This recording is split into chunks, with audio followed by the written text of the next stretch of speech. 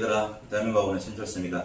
자, 오늘 역시 여러분들을 위해서 선생님이 동영상 강의 좀 찍을 테니까 이거 보고 공부 좀 하도록 하자. 우리 오늘 공부할 내용은 강화도 조약과 조미소 통상조약에 대해서 선생님이 설명을 좀 할 테니까 자, 하나씩 따라오도록 할게.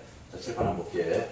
자, 우리가 1863년에 고종이 12살의 나이로 왕이 되었지. 근데 실질적으로 이때 흥선대원군의 고종의 아버지였던 흥선대원군 이하응이가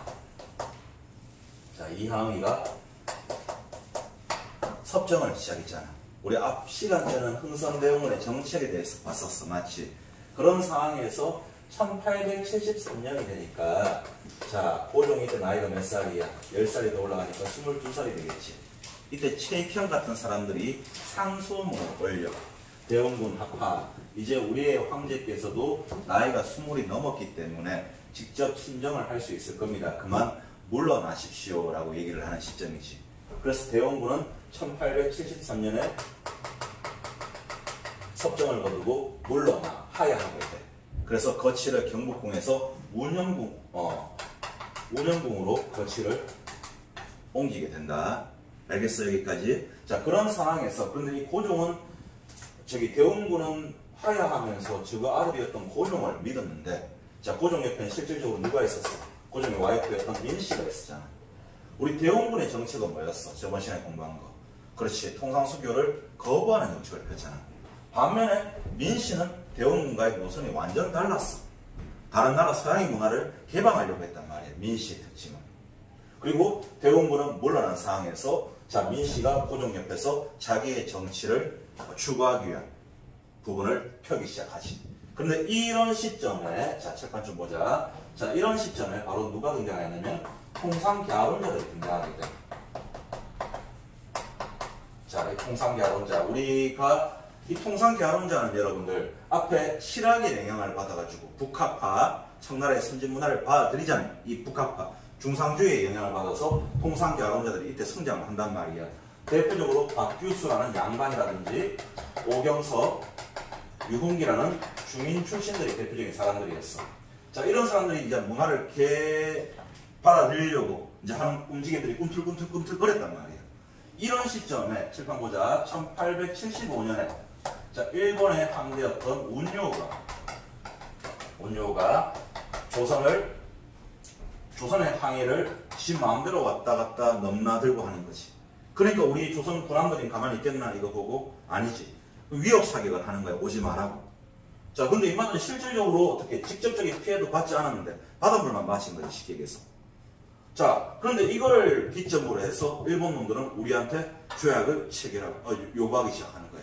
그래서 이것 때문에 우리가 외국과 맺은 최초의 근대적 불평등 조약이었던 강화도 조약, 바로 1876년에 조선과 일본이 서로 자, 조약과 규칙을 체결하자는 조을수호 조규가 체결되는 거야. 이게 강화도에서 조약이 일어났다 해서 우리는 이것을 강화도 조약이라고 얘기를 하는 거지. 이해되나 무슨 말인지? 자, 그러면 당시 일본은 이 운요 사건을 일으키기 전만 하더라도 정한문이라는 게 대두가 되었는데, 선생님 정한문이 뭡니까? 자, 쉽게 얘기해서 말 그대로 정한문, 한국을 점령하자는 얘기야. 정복하자는 얘기야. 무사계급들이. 그런데 이게 나중에 흐지부지 끝나게 돼. 반대 세력들에 의해서. 자, 어쨌든 그건 크게 중요한 건 아니고, 운요 사건을 통해서 그럼 뭐가 체결되는 거야? 강화도 조약이 체결되는데, 자, 봐봐. 이 운요 사건은 강화도 조약의 직접적인 배경이라고 볼 수 있어, 없어? 볼 수 있지. 하지만 얘들아, 우리는 지금 누구의 역사를 공부하는 거야? 중국이야? 일본이야? 아니지, 우리나라야. 자, 일본에 의해서 우리가 최초의 근대적 조약이 만들어졌다고 하는 것도 이상하잖아. 이 당시 우리는 벌써 봐봐, 아까 대원군이 하야하면서 민씨가 자, 정권을 잡으면서 문화를 받아들이려고 하는 움직임에서 통상갸론자들이 성장했다는 것을 같이 기억을 해둬야 돼. 그리고 어떻든 이 운요 사건을 통해서 강화도 조약이 체결되는 거야. 무슨 말인지 알겠나? 자, 그러면 이제 본격적으로 이 강화도 조약에 대해서 한번 들어가 보도록 하자. 강화도 조약은 자, 외국과 맺은 최초의 근대적 불평등 조약인데, 자, 평등이야, 불평등이야? 그렇지, 불평등 조약입니다. 자, 우리가 세계사에 보면 난징 조약이라든지 미일 화친 조약이라든지 와 함께 강화도 조약은 자, 불평등조약이에요. 불평등조약. 자, 그럼 이게 왜 불평등조약인지 일단 강화도조약의 주문부터 한번 들어가 보도록 하자. 자, 강화도조약은 총 11간으로 되어 있는데 그 중에서 1간은 이런 말이 있어. 조선은 자주국이다 하는 말이 있거든. 자, 그럼 선생님 이게 무슨 말입니까? 조선은 자주국이다. 자, 칠판은 지도 한번 보자, 얘들아. 자, 여기가 지금 청나라고, 자, 여기가 지금 일본이제? 일본이야, 맞지? 자, 이런 상황에서 지금 조선은 청나라하고 4대 관계를 계속해서 그 전부터 하고 있었잖아. 이 얼마나 안타까운 현실이야. 우리의 힘이 컸다면 자주국방 충분히 할 수 있었을 건데. 지금도 마찬가지인 것 같았어요, 볼 때. 친중. 아, 참 되게 어이가 없어. 자, 어느 정도에서 하는 부분은 맞겠지만은, 이게 내가 볼 때는 청나라에 무슨 4대 하는 것도 아니고, 나중에 이 역사에서 후손들이 이제 기억을 하고, 역사가 말을 해주겠지. 어떻든, 자, 봐봐. 청나라가, 우리 이때 조선은 청나라한테 4대 관계를 체결하고 있는 시점이었지. 그러니까 일본 입장에서는 조선을 먹으려고 하니까, 청나라가 거슬리는 거야. 이 강화도조약을 통해서 조선은 제1간에 가장 중요한 게 제1조잖아.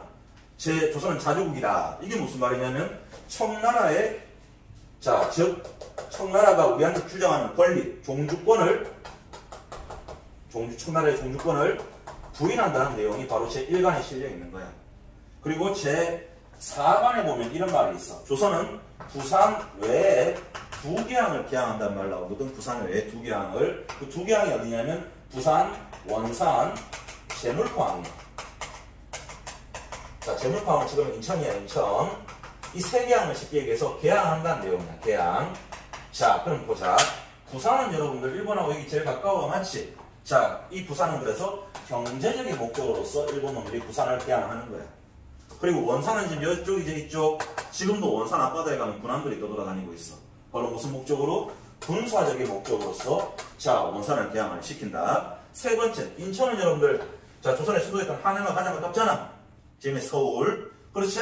자, 그래서 인천을 개항한 목적은 정치적인 목적으로 볼 수 있단 말이야. 이대로 무슨 말인지? 자, 계속해서 가보자. 그리고 제7간에 보면 이런 말이 있어. 일본국의 선박은 조선의 항해를, 자유를 측량할 권한을 가진다. 바로 해안 측량권을 규정해 놓고 있거든. 해안 측량권. 자, 그리고 제10간에 보면 이런 말이 있어. 조선 사람이 잘못했을 때 일본 놈들이 심판한다는 말이 나와. 일본 놈들이 주가 우리를 왜 심판하노? 바로 이게 뭐야? 시해법권이야, 시해법권. 자, 선생님 여기 파란색으로 글 수 있었어. 이 해안 측량권과 시해법권 때문에 강화도조약, 바로 조일수 조규는 바로 무슨 조약이야?